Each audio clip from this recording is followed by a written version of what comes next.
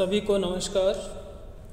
आज के सत्र में हम मिथ्या वर्णन पर विचार विमर्श करेंगे।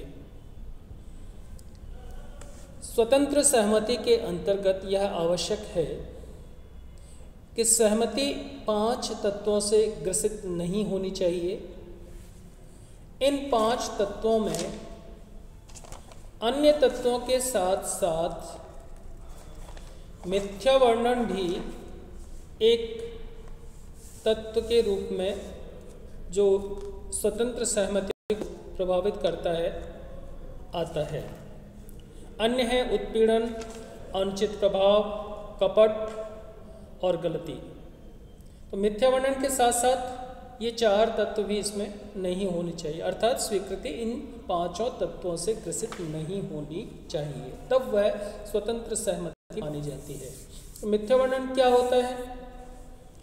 जब कोई पक्षकार किसी असत्य बात को सत्य मानकर अनुबंध के पक्षकार के समक्ष प्रस्तुत करता है तो उसे हम मिथ्या वर्णन कहते हैं। अर्थात अनुबंध के पक्षकार के समक्ष दूसरा पक्षकार किसी असत्य तथ्य को सत्य जानकर प्रस्तुत करता है और उससे प्रभावित होकर के स्वीकृति प्राप्त होती है। अर्थात तथ्य वास्तव में सत्य नहीं है, लेकिन प्रस्तुत करने वाला उसे अनजाने में सत्य मानता है और इसके प्रभाव से स्वीकृति प्राप्त होती है। तो इसे हम मिथ्या वर्णन के अंतर्गत लेते हैं। मिथ्या वर्णन कपटपूर्ण भी होता है।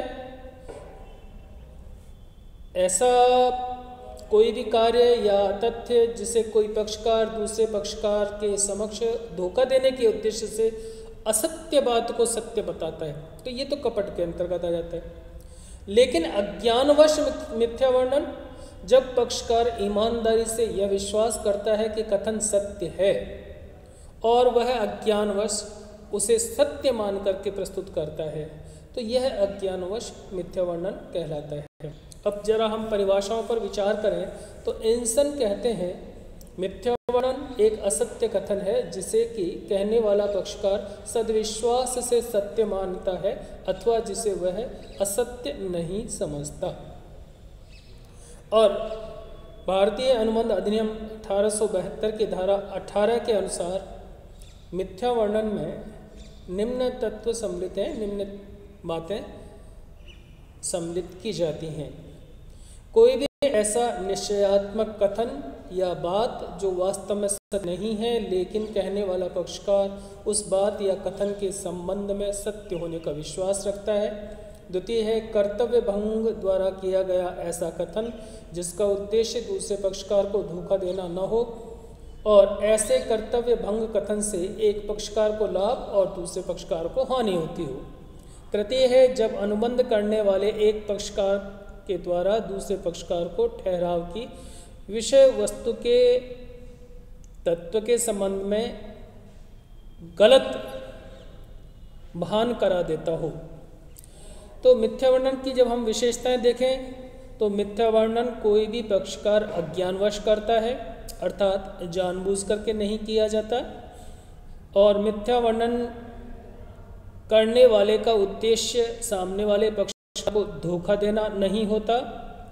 यह मिथ्या वर्णन किसी महत्वपूर्ण बात के संबंध में होता है और दूसरे पक्षकार को सहमति देने के लिए प्रेरित करने के उद्देश्य से होता है।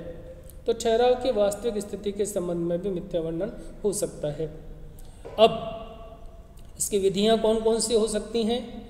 कोई भी निश्चयात्मक कथन, जब कोई व्यक्ति या पक्षकार ऐसी बात को निश्चयात्मक रूप से सत्य बताता है जबकि वह उस कथन के बारे में कोई जानकारी नहीं रखता लेकिन वह उसकी सत्यता के बारे में विश्वास करता है, तो यह निश्चयात्मक कथन द्वारा मिथ्या वर्णन कहलाता है।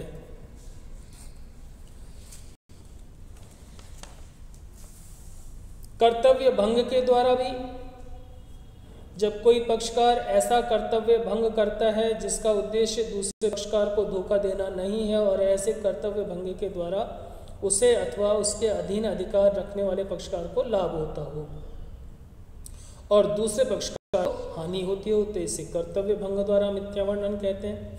तृतीय है अज्ञानवश मिथ्या वर्णन द्वारा त्रुचि करना।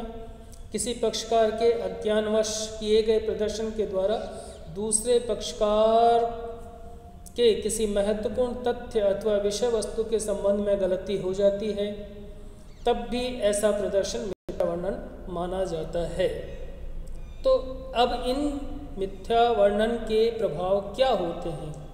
तो प्रथम तो यह है कि अनुबंध व्यर्थनीय होता है। जब अनुबंध मिथ्या वर्णन के द्वारा सहमति प्राप्त करके दिया जाता है, किया जाता है, तो पीड़ित पक्षकार की इच्छा पर व्यर्थनीय होता है। द्वितीय है अनुबंध की अभिपुष्टि की सकती है। यदि पीड़ित पक्षकार चाहे तो वह अनुबंध की अभिपुष्टि कर सकता है तथा अनुबंध की सभी शर्तों को पूरा करने एवं अपने को इस स्थिति में रखे जाने के लिए दूसरे पक्षकार को बाध्य कर सकता है। तृतीय है प्रत्यास्थापना हो सकती है।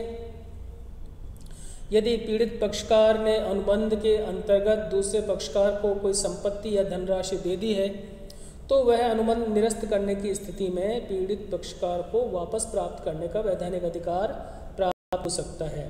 फिर क्षतिपूर्ति का भी अधिकार मिल सकता है।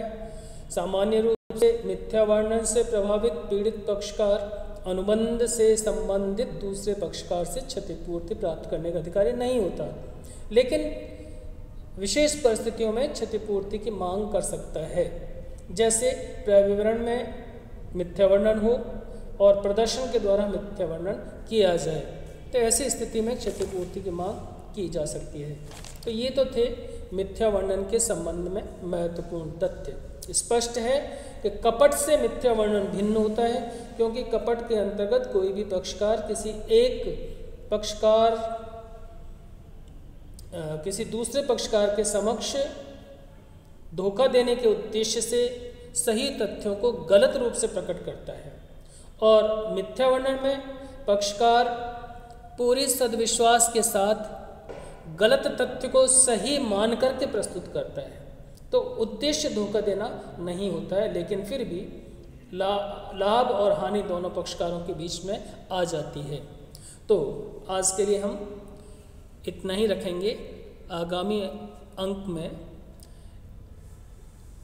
हम विचार विमर्श करेंगे गलती अथवा भूल पर। धन्यवाद।